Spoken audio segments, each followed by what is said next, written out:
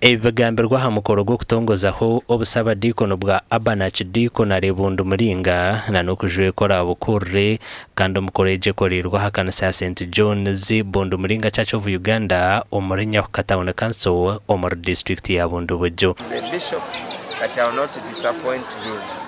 I will do the work of a shepherd, as a pastor, as a leader.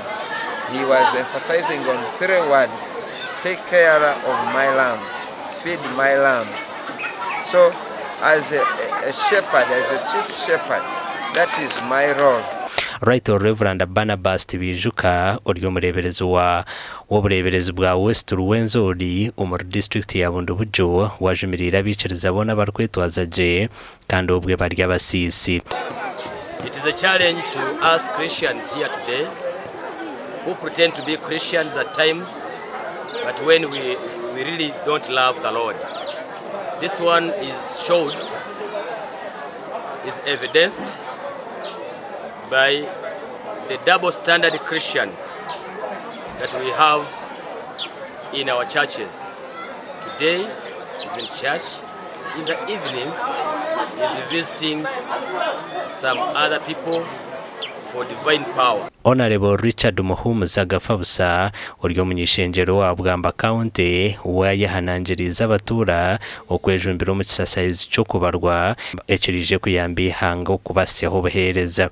By the country establishing the number of people in the country, it helps all processes of government, especially planning for the people, for all the services that government offers.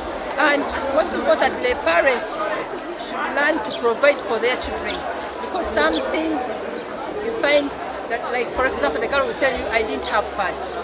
So we should give the necessary basic needs.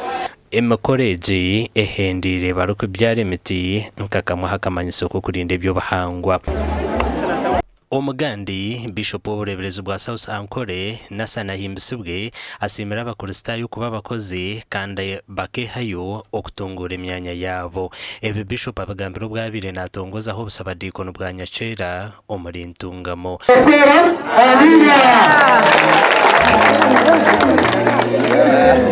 Wewe Nyakera akidikondare ko abantu babakozi y'abantu bakora munonga kandi bintunguka. Mbeleza kuroje kanyira bagambira kirishara ko akibigweje nayo mugedemo urukado kuroje obisara gwe ruza kwije kuremo tokayo saba dikono yakuri ubu twanci rukuri yatwereza miliyoni 5 mwene ngeze mbabaza kandi agarikire ntabwo ntina ho hano uzakora eje ngundo yo kora baba kurwa katungo kumo aresere karisha yakishara kamurina se neza tembabaza umuruha oruguto ororo ndire mamani rwasha bakurwa mu katogo uzakibinza na nababuhiga babatarabona ibararabe naho twazo twakora sonyowe ekinda banyene n'ikimwe no gukora erugambo n'ebindi ebyo tinabimanya.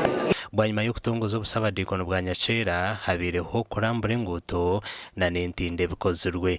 Enguto ekabirimbi munonga hari hakatindo hari ekisharara amizi okuterera buri kimwe cyona ebyo bushubuzi okuruga buhiga okwija kwambuka mishenyi umuntu akabanza yayetorora kilometers na kilometers amagoba gegafa sebyo bushubuzi bikabirya hansi twirwe twatungo muhanda gwa ifampaha okwatanisa na buhiga abana bitoye batatushoma bakuza George bakuza kibingwa primary school kandi mugareke mu nkwase twebaze Advan Mbabazi otuyambera katutera mamani gona gatuhereze sente zitkozise zona itwe hino bira ino rusente rwaye nogu.